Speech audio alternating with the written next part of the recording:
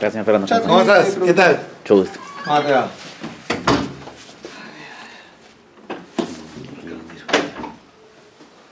Siéntate. ¿Cuál lado? ¿Acá? Sí, claro. ¿Qué tal? ¿Qué tal? Buenos días. Vamos a hacer hoy una muy y buena entrevista. Tenemos la grata presencia de Fernando Rondinel. Podemos decir que es amo, dueño y señor de Radio 1. Fernando, ¿Cómo ¿qué estás? tal? Buenos días, buenos días. ¿Qué tal? Mucho gusto. No, mucho gusto, la verdad. Contento de estar acá. Contento.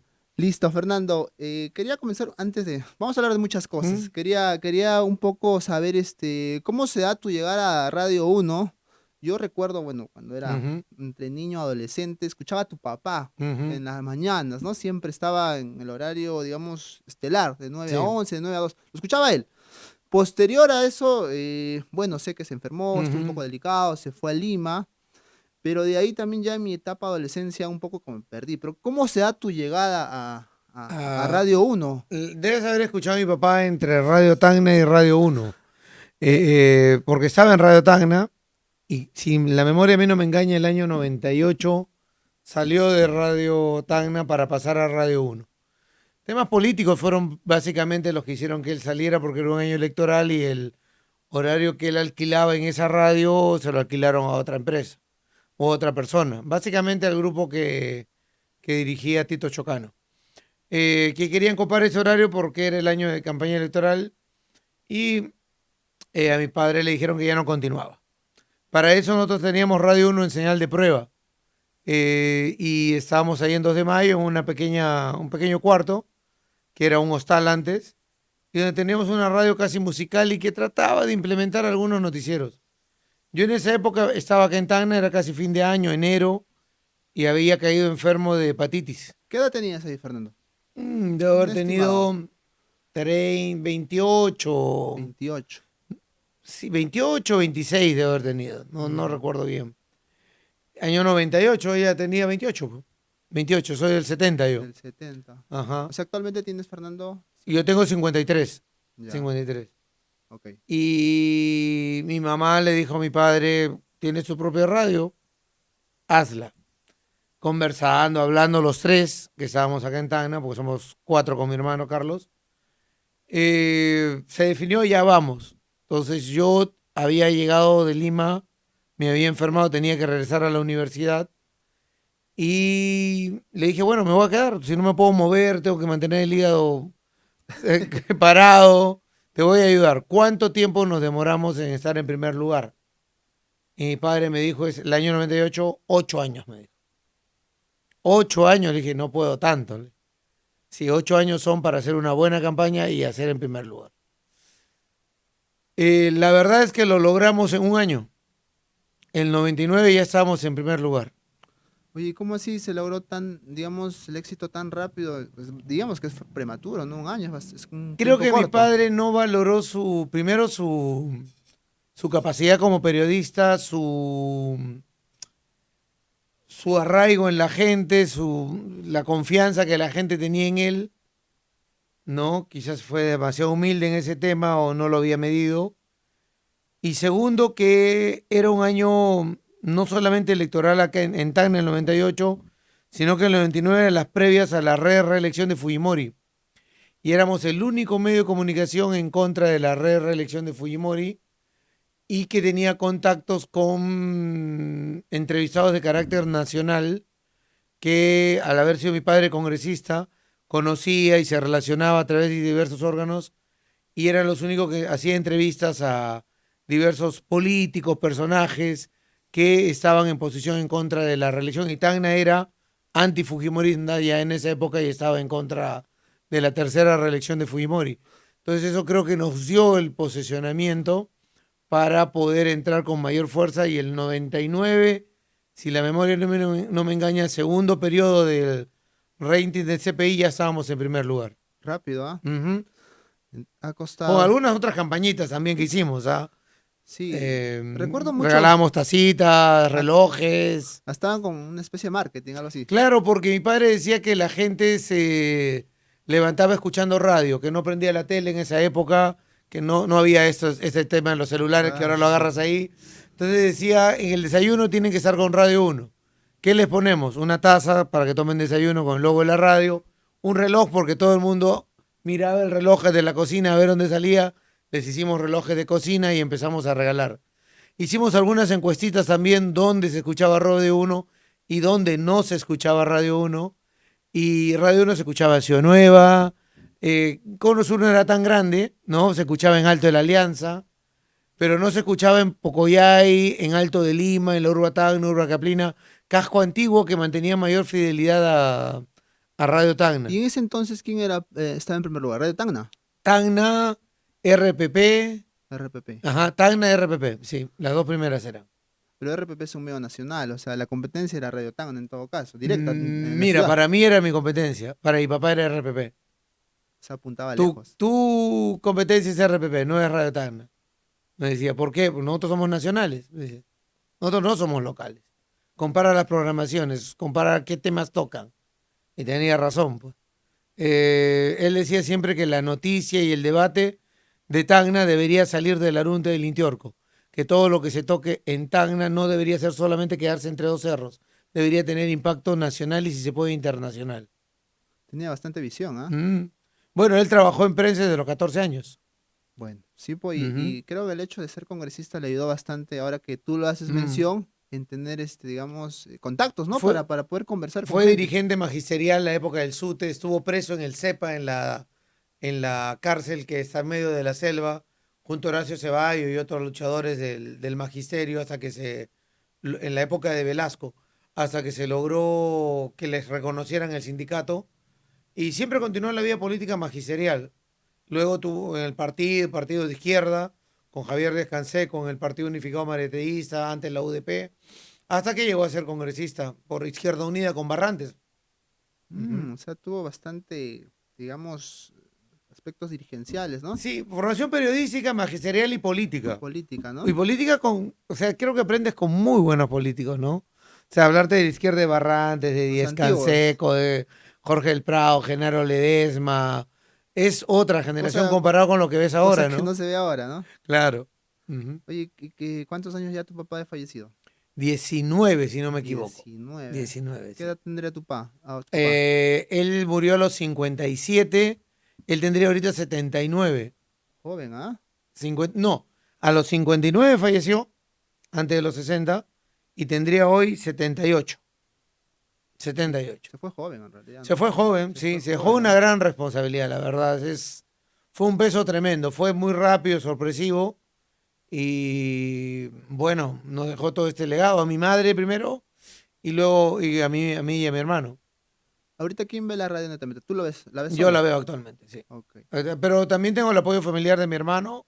Tengo un primo, Carlos, que ve la parte de administración, que también están apoyando a la familia, que están desde el principio, ¿no? Recuerdo a uno, no sé si eran tus hermanos o tú me corriges, pero había alguien, Carlos Rondinel, ¿eres tu primo? Él es mi hermano. Ah, es tu hermano. Mi hermano, Yo recuerdo sí. que él salía en la radio, o escuchaba su voz en las noches, me acuerdo. Él era Carlos Jaralmonte. Ah, ya, claro. Carlos Jaralmonte, que es mi primo. Ah, es tu primo. Es mi primo. Él hacía radio antes. Él hacía radio, ¿no? Hacía radio, hacía muy buena radio. Creo que Sí, me acuerdo era voz. su campo, se explayaba, hablaba, pero después, no sé, decidió pasar a administración.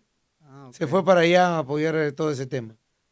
Hace rato te escuché 4 hermanos. No, dos nomás. Dos. Carlos. Ah, son 3 en total. No, yo y Carlos, nada Son más. dos. Carlos y yo, sí, dos Ah, nomás. ok. ¿Tu otro hermano a qué se dedica? ¿Qué hace él? Él es ingeniero civil, es el encargado de la encuestadora y vive en Lima. Ah, vive en Lima. Vive en Lima, sí. Fernando, ¿tú estudiaste periodismo? Estudié ¿O qué Derecho. estudias? Ah, Derecho. Derecho. Yo cuando terminé el colegio me fui a estudiar Derecho a Lima, ingresé a San Marcos y casi a media carrera me di cuenta que no me gustaba. Ya. A mitad de la carrera. Ni hasta menos diría yo, ¿ah? Porque ¿sabes qué me gustó de San Marcos? No el derecho, la política. ¿Ya? Había mucha política en San Marcos, muchísima. Era la época de entrar a la universidad y encontrar la universidad pintada, las paredes de sendero, el MRTA. Era muy peligroso también, ¿no? Siendo hijo de un congresista de la República en ese momento te podía pasar cualquier cosa. Pero los debates políticos, no solamente en aula, sino fuera del aula, eran muy fuertes, te enriquecían mucho, me gustaba. Además de en esa época ir Congreso y ver reuniones de bancadas, sobre todo de izquierda. Me gustaba muchísimo ese tema. Lo del derecho no era conmigo. Derecho penal, derecho internacional, derecho civil, menos administrativo. Como a media carrera me cambié, postulé sin que mi papá supiera a comunicaciones. ¿Ahí mismo en la San Marcos? No, a San Martín. Ah, la San Martín. Ingresé, pero había que pagar. Claro. Entonces le dije a mi papá ¿Qué te dijo tu papá? que no, que primero terminaba derecho y luego era lo que yo quisiera. Y le dije a mi mamá, me respondió lo mismo, que sí me iban a pagar, si quería que estuviera en las mañanas, pero que en la noche siguiera con derecho. Casi abandoné derecho ahí, Ya. no le presté interés y me metí más a comunicaciones. Y cuando estaba con comunicaciones es justamente cuando mi papá se enfermó, ¿no? Y ya me quedé acá en Tacna y por eso te decía al principio que yo tenía que regresar a Lima Para estudiar. y ya no regresé, ¿Hiciste nada. algún ciclo de comunicación? Sí, que he hecho como 2 o 3, 3 creo que hice. 3, estaba en laboratorios, ya habíamos entrado a parte de campo. Era también San Martín recién empezando en la Avenida Brasil. Ahora es un gran edificio, grandes tecnologías. Lo he visitado hace no más de 3 o 4 años fui, porque un compañero de estudios era profesor y me quería mostrar la facultad, porque me ve por Facebook, me veía. Ven para que conozca. Fui a ver y era otra cosa de cuando nosotros estudiamos. Era como que habían comprado un colegio con aulas chiquitas donde recién empezaba la facultad. Pero sí se aprendió lo básico ahí en San Martín. Pero creo que yo lo que más aprendí en este tema fue en San Marcos, en el debate político. Se aprende más. Y luego los años con mi papá, o sea, Guillermo, yo y muchos de la radio, quizás Alberto Vega lo conozcas, los que se han formado, María Toala. Hemos recibido en un inicio, cuando él estuvo con nosotros, una formación muy importante, muy enriquecedora. O sea, te sentaba y te explicaba de tu despacho, tu reporte o de tu programa que habías hecho, qué estaba bien, qué estaba mal, qué habías hecho, qué ángulo le habías dado. Era muy, muy bueno, muy bueno. Exacto. Muchos lo recuerdan así, de gente que ya no está en la radio, que hoy... La radio no te da para vivir, muchos se pasan a relaciones públicas, Sí, a comunicaciones, porque ahí hay un sueldo fijo, hay planilla, todo hay lo más demás, ¿no? estabilidad, pues. Sí, sí, sí, sí. Eso justo te quería comentar. Por ejemplo, ahí en Radio 1, ahorita Mm. tú, ¿con cuántos trabajadores cuentas? Debemos ser entre 25 y 30. 25 y 30. Ujú. Y eso te conlleva, ¿cuánto? Una planilla mensual, un estimado, ¿no? Para saberlo, ¿no? ¿Será 60.000? Es fuerte, ¿ah? Sí, es que no lo tengo contabilizado ahorita en la cabeza porque son 3 planillas. ¿Ya? Nosotros tenemos Cadena Radial Subperuana, Ajá, que es Radio 1, que es toda la radio. ok. Producciones Impacto, que es el programa que salió de Radio Tacna y se vino con los principales, con Guillermo, Vilma, Ujú. el original. Y tenemos Litoral, que es la empresa que compramos en Hilo para ampliar nuestra cobertura y que tiene Torata, tiene entrada a Moquegua, si no me equivoco también tiene la de Ilabaya o Locumba. Entonces tenemos 3 empresas y todos están ahí en las planillas de esas empresas. Por ejemplo, los de Hilo están en Hilo, los de Producciones Impacto, que son lo original, son los del programa Impacto. Por ejemplo, yo hago Impacto, estoy en Impacto, Vilma, Guillermo, Richard hace la segunda edición de Impacto, está en Impacto también. Cadena, algunos reporteros y otros, ¿no? Entonces, más o menos yo calculo que va por ahí. Pero lo que hicimos desde que se inició con mi papá, o fue la propuesta de él, era que quien entraba a la radio y estaba a las 8 horas de lunes a sábado, tenía que estar en planilla. Nada de boletas, nada de por horas, sino que tenía que estar en planilla. Tienes que tener al personal en planilla. Y tienes que pagarle primero al personal antes de cobrar tú. Antes de pagar tú, tienes que pagarle al personal, me decía. Es, Tú vas, tú les pagas, ahora ya bueno, es depósito a su cuenta bancaria y todo, pero antes se pagaba en sobres, el sobre, ¿no? ¿no? Toma, tu sueldo, tú le pagas directamente y tú cobras al último. Era una ley que se respeta hasta ahora. Muy, Ujú, muy, muy interesante. ujú. Dejó bien sentado en todo caso Sí. la forma de trabajar de tu papá. Es que, ¿sabes qué pasa? Y le pasa mucho a toda la gente, porque hemos estado hace una semana en la Nacional y he visto una cantidad importante de chicos que estudian comunicaciones. Mm, Y digo, ¿dónde va a trabajar tanta gente? Si no hay medios, ¿no? Ujú. Uno o dos irán a Radio Uno, quizás, y ya vi un par de chicos buenos en sus posiciones, sus preguntas, su participación. Pero te preguntas dónde ve tanta gente y cómo va a vivir. Entonces, tú ves radios. A ver, los diarios ya casi ya no avanzan, ya no crecen. Yo, te soy sincero, yo por internet los veo. Eh, las radios, siempre la gente va a escuchar su radio, pero creo que crecimiento de radio ya no va a haber. O sea, la audiencia está ahí, la necesidad de la gente de escucharla temprano también, porque tienes un adulto mayor o un adulto en casa, o porque te subiste al carro o al bus y te están escuchando. Eh, y la radio, lamentablemente, quizás nosotros y algún otro medio que no conozco, pero en Tacna, por ejemplo, lo hacemos nosotros, lo hace Correo, lo hace Sin Fronteras, y no sé otro medio, tienen a todos en planilla. Los demás subarriendan horarios y no tienen a su gente en planilla. Entonces, ¿cómo haces para que los chicos, los jóvenes, las personas puedan tener en los medios de comunicación una forma de vida, dedicarse al 100%? Mi papá me decía, o sea, por ejemplo, contratar a una persona X, tú lo tienes las 8 horas trabajando y no está pensando en esas 8 horas. Tengo que llevar desayuno, almuerzo, comida a mi casa. Tengo que ver el colegio de mi hijo, tengo que ver todas estas cosas, gastos de la casa, pagar alquileres, que tenga su sueldo. Porque si no, ¿qué pasa? A una persona le alquilan un horario 2 horas y luego esas 2 horas tiene que ver cómo le voy a pagar al dueño de la radio esas 2 horas. ¿Cómo voy a darle comer a mi esposa, a mi hijo? Y van y están presionando a un alcalde, a un gobernador, para que les den publicidad. Y luego de eso, haciendo cola en administración del municipio, para que le saquen la boleta de honorarios y todo lo demás. ¿Y en qué rato hace prensa? ¿Estás 2 horitas? No, que hagan prensa. La gente que se dedica a prensa tiene que estar haciendo prensa. Tú nunca verás a un periodista de Radio 1 haciendo una cola para cobrar un cheque o una boleta de honorarios o algo. Todo lo ve administración. Ellos son los responsables. Nosotros te damos credibilidad. Nosotros te damos rating. Tú vendes, tú pagas sueldos. Eso es nuestra forma de trabajar, bien separaditas. Viene alguien de administración y te dice, oye, mira, el cliente ha tenido un problema, ayúdalo. Dedícate a tus cosas. Nosotros hacemos nuestro trabajo.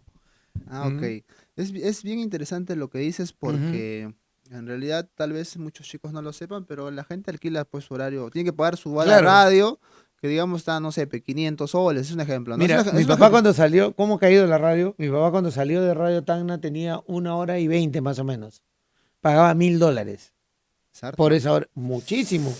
Hoy Sí. no eran que ahorita serían casi 4.000 soles. Ahorita un alquiler está 500, 800, la hora, hasta 2 horas te da.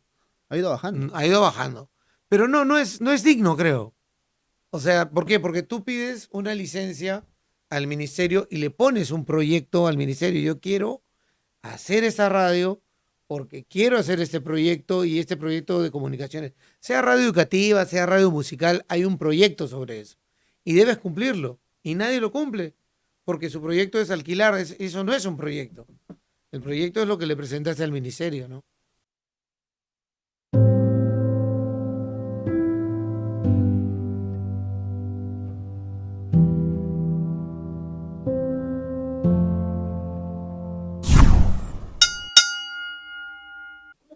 Estaba rindiendo su informe de 100 días. 100 días, dije, era recién empezado. Y estaba dando un discurso en el ex semiciclo Micuya, ¿te acuerdas? El que estaba en tumba ahora, ¿no? Y estaba hablando, pues, sus palabras clásicas, la transversabilidad, la programación, temas complicados que la gente no entendía. Entonces yo empecé a decir de que eso no era digerible para la población, que tú tienes que hablarle claro qué vas a hacer, ¿no? Y cuando termina él de hablar, termina de dirigirse a la gente, sube a su camioneta, ¿no? Y en su camioneta escucha que yo lo estoy criticando. Era común que él se ponga furioso, se ponga rojo. Fue a la radio.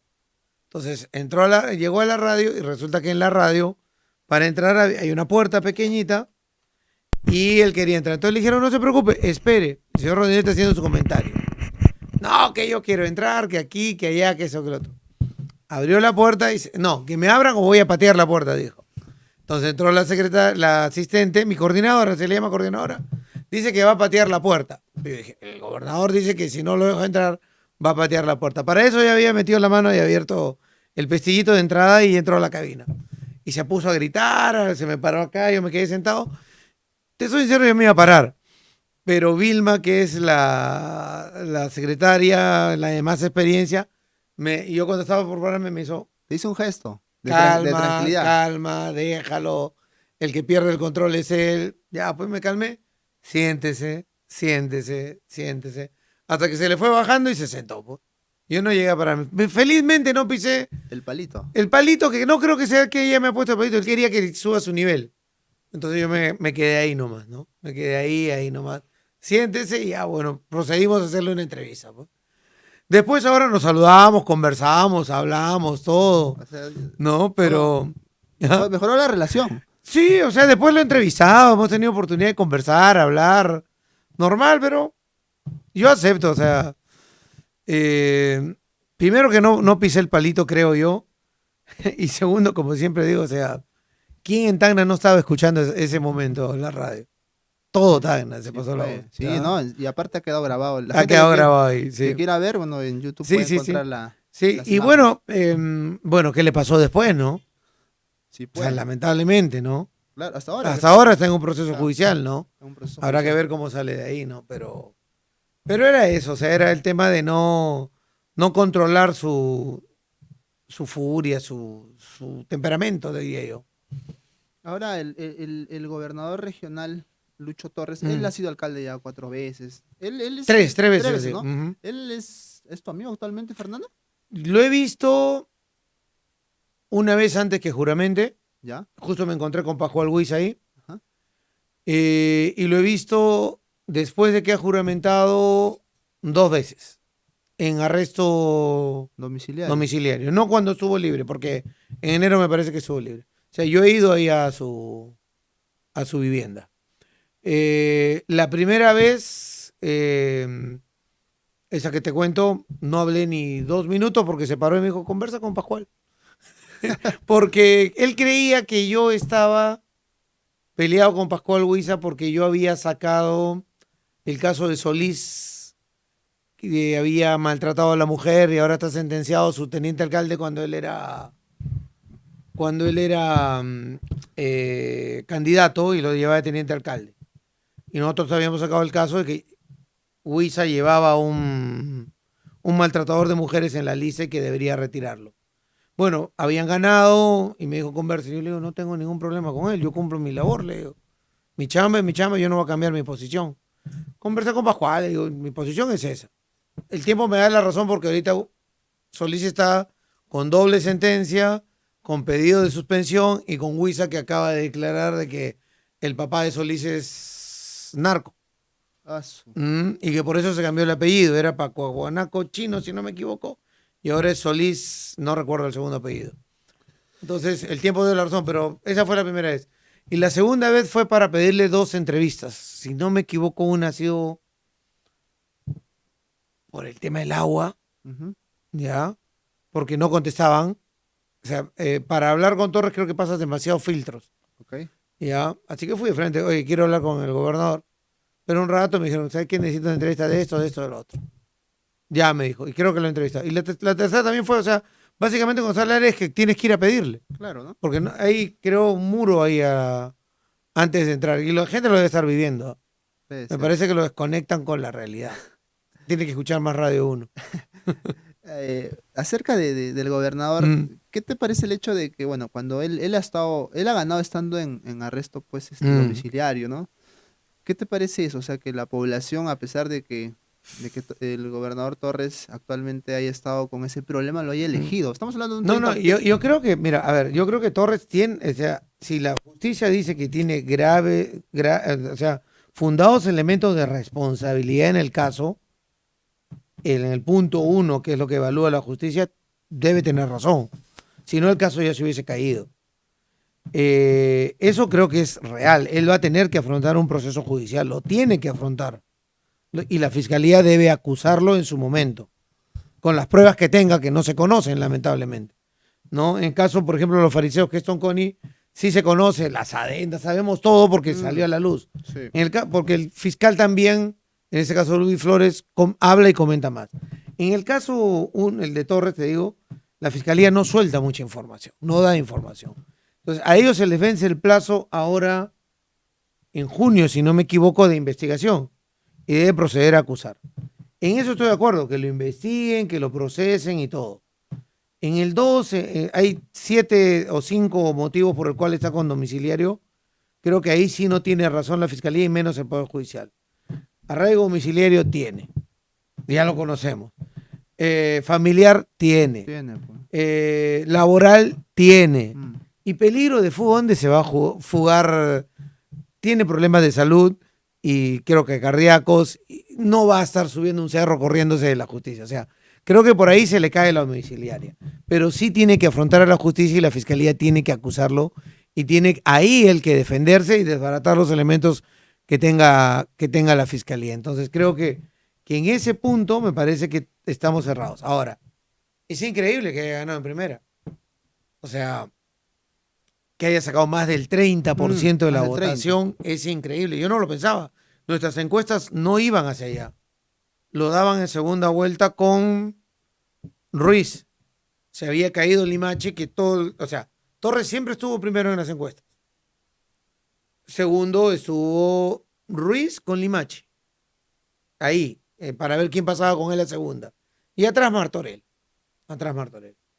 En un momento dado, Ruiz se le despega a Limache y cae su voto. Limache se cae, tanto que Martorell lo pasa. Y al final quedan así. Primero, segundo y tercero, ¿no? Pero no llegaban un día antes no llegaban a segunda vuelta. O sea, no llegaba para ganar en primera vuelta. Él ha subido con el voto de los indecisos. Básicamente 2 días antes ha empezado a subir tremendamente. Por lo menos 8 puntos para llegar a ese porcentaje. ¿Y en segunda vuelta tú crees que hubiese ganado Fernando? No, no creo. No creo, ¿no? No creo. Hay mucho anti-Torres como hay anti-Keiko. Hay mucho anti-Torres, no creo. Y ha llegado raspando, ¿ah? Ha llegado raspando. Mucho de esa responsabilidad que él haya ganado tiene que ver con algunos que impulsaron voto nulo viciado. Porque tú, cuando él ha sacado 28, si no me equivoco, y cuando le quitas el nulo viciado, sube a 30 y punto y algo. Entonces, al quitarle el 28. Y tiene que ver también la candidatura de Carita, porque Carita no corría y seguía haciendo campaña y no estaba habilitado. Y hay gente que ha votado por Carita. Entonces, cuando tú cuentas Carita, es nulo. No iba para nadie. No iba para nadie y suma allá. Entonces, primero. esas dos, el nulo viciado y la candidatura de Carita que no corría y estaba en la boleta, te lleva a que supere el 30. Pero la verdad es increíble. Es increíble que haya llegado a esa. Ok. Ahí en la última encuesta. Ahora, antes que termine. Nadie va a quitar que es un animal político. Lo No, mismo sí. pasó con Chocano también. No, obviamente. Tampoco se le daba el 30 cuando ganó. ¿A quién le ganó Chocano? Bueno, no recuerdo en este momento, pero a Martorell. Martorell en todas también, es como Keiko. Pero supera el 30 también en Chocano en primera. Está en todas porque nunca gana. No gana. O sea, tiene un techo, Fernando, 17 a 20. Ese es su techo. Y desaparece en esa temporada, pues, cuando debería aparecer. Y debería, y yo se lo he comentado en varias oportunidades, debería llevar un curso de locución, de oratoria, para expresarse mejor. La gente cree que Fernando es pituco. Que tiene plata. Y tiene plata, sí tiene. O sea, eso sí es cierto. Pero creen que es pituco y no es pituco, es tímido. Es tímido, él es tímido. Entonces, tiene que aprender a superar eso en el contacto con la gente. Tiene que aprender a soltarse. Pero ya a esa altura casi tiene 65, creo que tiene Fernando. Sí, pues. Bueno, Fernando, tú sabes que ahorita Radio 1, según la encuesta CPI que mandaste, está en primer lugar. Sí. Tú sabes que ahora todo es casi en redes, ¿no? O si no sales en Facebook, estás en TikTok. Bueno, que TikTok ahora es adictivo, ¿no? Sí. Yo recién le he entrado. Si no está en Estás YouTube, atrasado. estoy atrasado. Sí. Me decía, había una recomendación que me decía que no entre porque no iba a salir. Pucha, al final, Ujú, creo que también caí como todos. Pero bueno, dentro de este movimiento de redes, tú sabes que la radio, cuando uno está arriba en primer ujú, lugar, hay gente que alaba la radio y mm, hay detractores. ujú, Te traslado a la siguiente pregunta. ¿Qué opinión te merece cuando la gente o personas en redes mm. comentan que Radio Uno es la radio de la corrupción? ¿Qué opinión te parece?